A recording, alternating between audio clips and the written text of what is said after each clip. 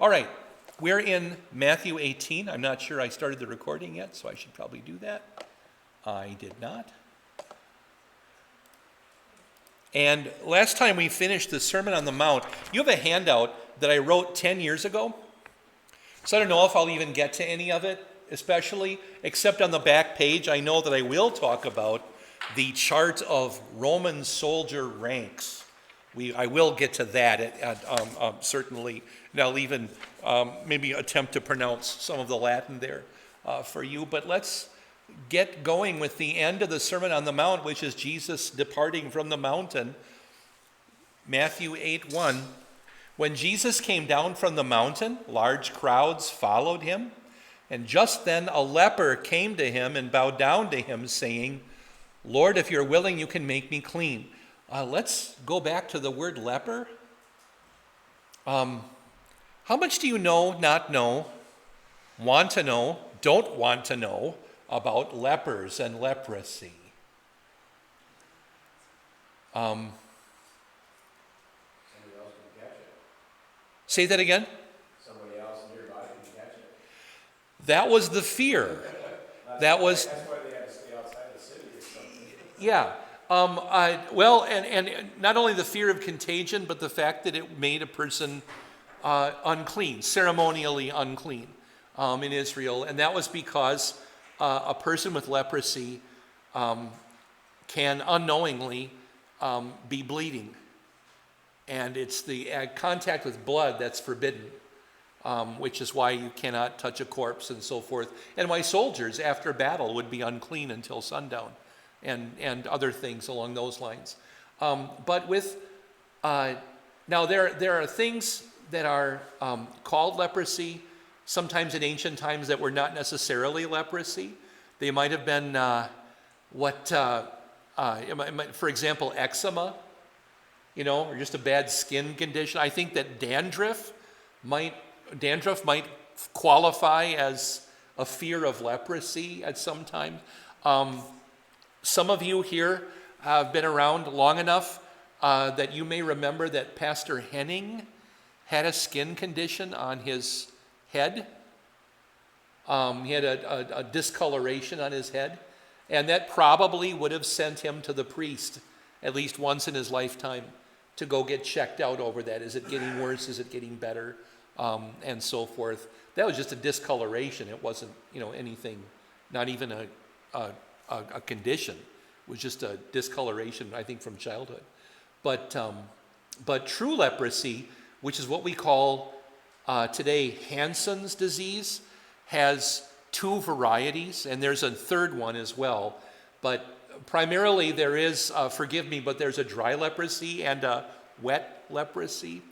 I'm not going to give you too many details, but essentially leprosy in those two forms means a gradual deadening of the nerves of the extremities.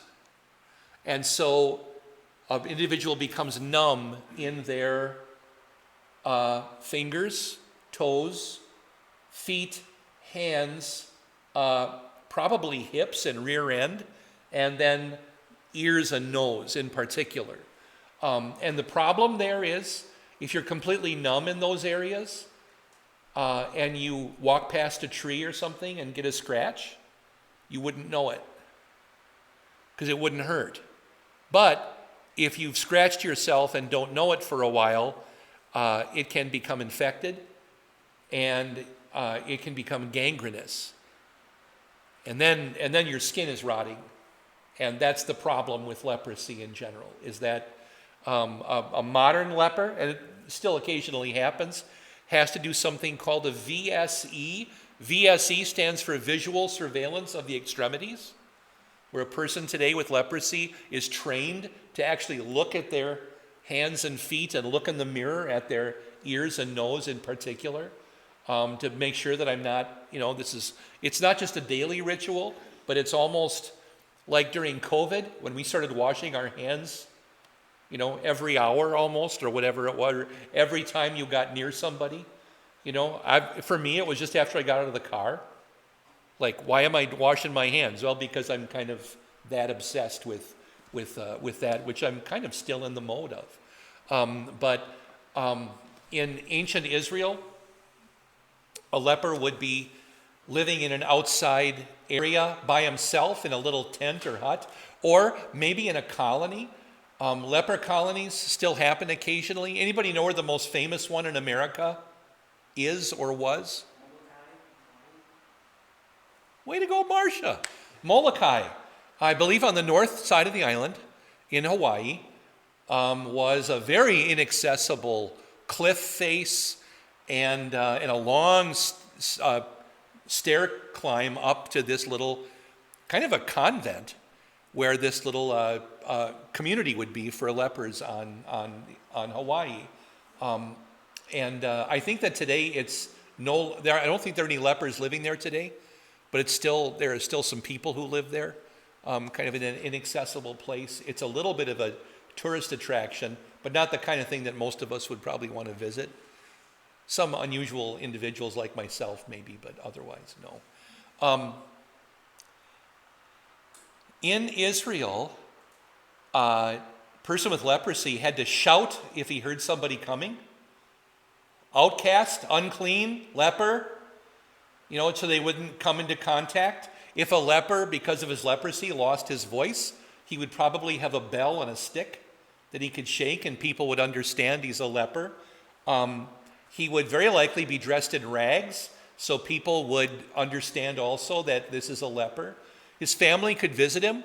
But they couldn't have any contact with him, but they could leave him food. And many lepers were only fed this way by what some family member could give occasionally. That might be a daily or a weekly thing. I'm not exactly sure. But in all of the Old Testament, how many cases of leprosy were cured?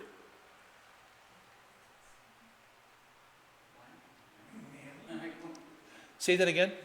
Naaman the Syrian. Also, kind of briefly, Miriam, Moses' sister, she had it for like 4 minutes. I mean, that was hardly.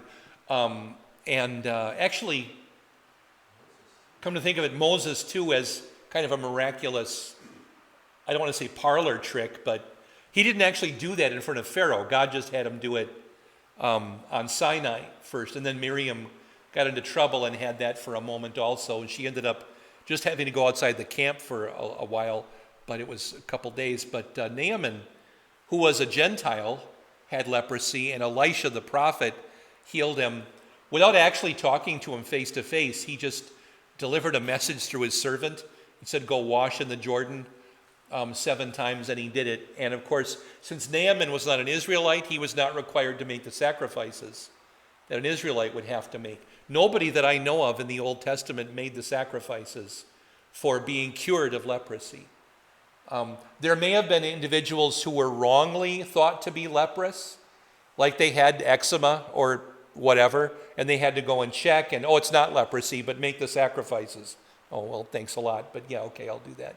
Because it amounted, there was an expense, 3 lambs or something like that. I mean, it was costly, but this leper, rather than letting Jesus find him, he came to Jesus, which is really unusual. It's a pretty bold thing, because he's not supposed to be in contact with people, but he goes to Jesus anyway, and makes in the bottom of the text there a perfect prayer. If you are willing, you can make me clean. That's an absolutely perfect prayer. He starts with faith with Lord, acknowledges who Jesus is, and he leaves it entirely to Jesus. If you are willing, you can do this. You can make me clean. There's nothing lacking there at all. And this is just a text in Leviticus that tells us how to tell. But going back to Matthew, Jesus stretched out his hand and touched him. That was pretty bold as well, because contact with a leper would mean that you might contract leprosy, and contact was forbidden. But contact was also forbidden with a dead body. And seminarian Balgi preached a sermon this weekend on Luke 11, right? Luke 7, 11 to 17. Luke 7 was also my first sermon text. And what did Jesus touch there? Yeah, the bier, the platform that the dead boy was being taken out with. Normally, if a human being in Israel were to touch a dead body, he would become ceremonially unclean. Jesus touches a dead body, and what happens instead? Body comes to life.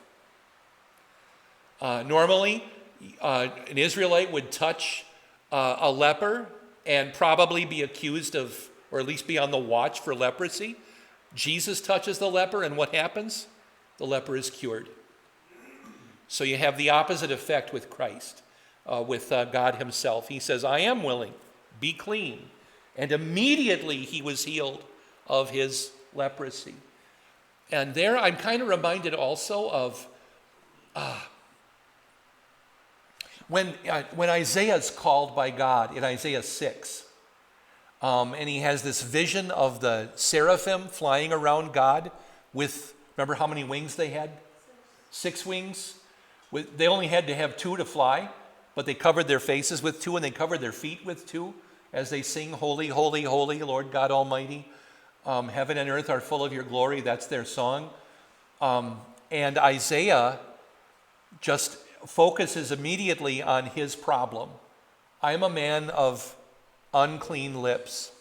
Exactly. And what does God do? God sends a seraph. One of the angels flies over to an altar, and there's a coal there, brings it over, touches Isaiah's lips with the coal, and immediately Isaiah is atoned for. That sin is atoned for. I've always wondered about portraits of Isaiah. They never have a big burn on his lips.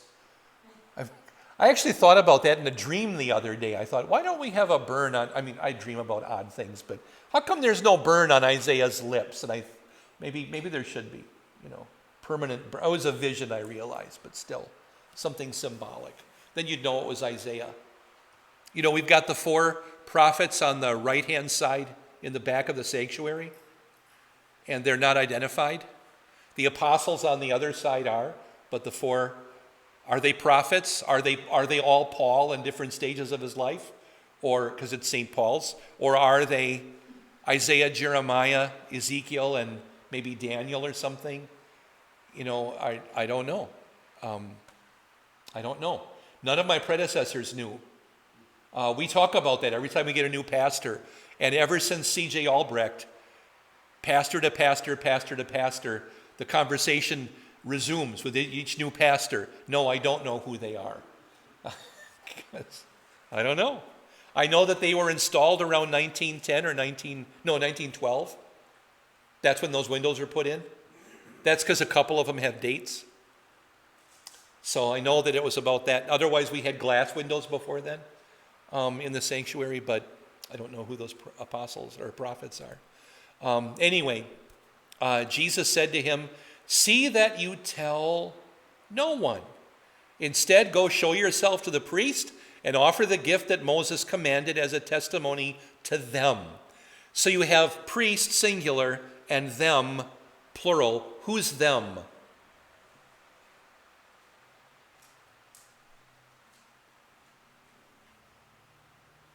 Well, first of all, which priest? Show yourself to the priest. Probably not, actually.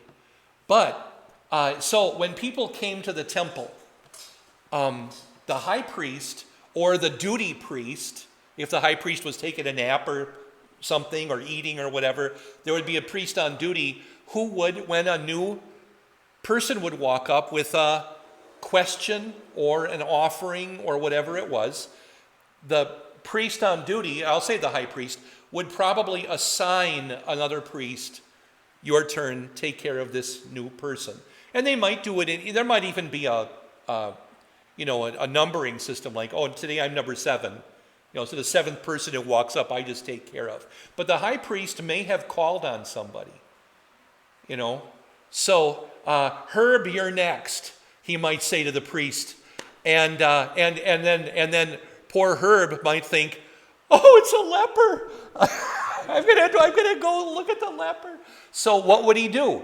Well, in the temple, I should have given you a picture of this, but in the temple, there in the inner part, it was called the court of the men, where the sacrifices would happen. The altar was there and so forth. On the big outside of the temple was where Jesus did his teaching and so forth, and where the money changers were. That was the court of the Gentiles. Well, in between them was this little area that was the steps from the court of the Gentiles that went up. Then there was a platform, and then the steps went up again, and then you're in the court of the men. And that middle area was called the court of women. So the Hebrew women could gather there, without permission, just go in there if they wanted to pray and they could see what was happening. And of course, if a woman had a sacrifice, or she could either go with her husband or go herself, she could go in there with a sacrifice, but into the inner court because she has to make a sacrifice. But normally women were not just walking up there. Nobody was. But women could, and a man without a sacrifice could go into the court of women. And there were 4 chambers that surrounded that court of the women. I'm forgetting what they all were, but one of them was where they kept all the firewood for the altar. Because one of the high priest's duties was he personally was responsible for the morning and evening sacrifice. He didn't have to do it, but he had to make sure that it got done. He had to make sure that the candelabra never ran out of oil and was always lit. And he was personally responsible that the fire on the altar never went out either.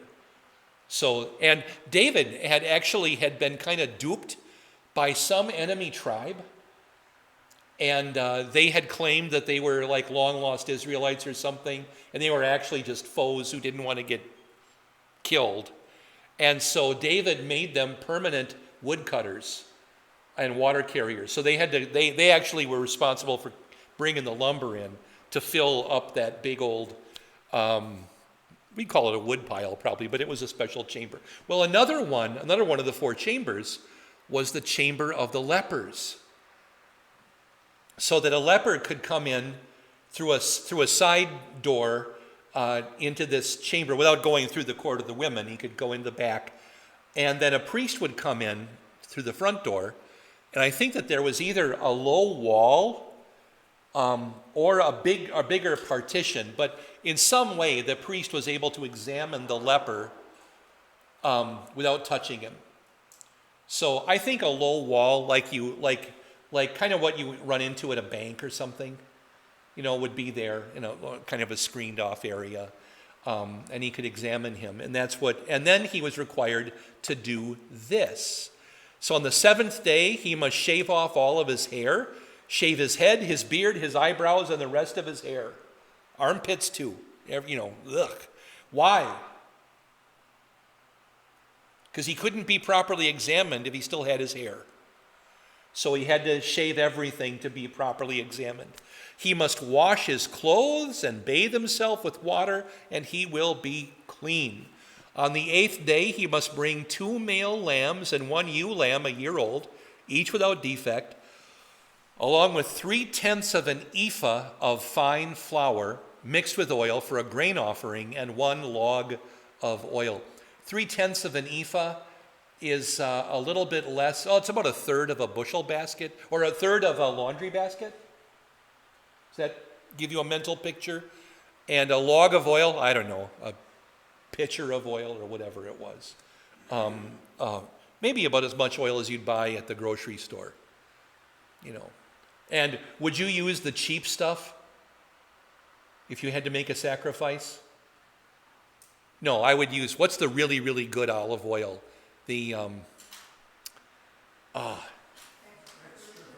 No, that's just a variety. I mean the actual brand, it's Filippo Berrio. Yeah. If you get to that part of the olive oil aisle, you're paying, it's not $4, it's like 40 for the same pitcher. That's the really good stuff, the Filippo Berrio. And yes, extra virgin olive oil, which means the very first pressing of the oil, not second pressing or something. Yeah, but good oil. And of course, if somebody couldn't afford it, there are always substitute sacrifices. The only sacrifices that there could not be substitutes for were morning and evening sacrifice and the Day of Atonement sacrifice that the high priest had to make. I mean, a bull is a bull, and a goat is a goat for Israel. But otherwise, anybody else. I mean, what did Mary offer when they came to name Jesus? A couple of doves, but it was supposed to be lambs.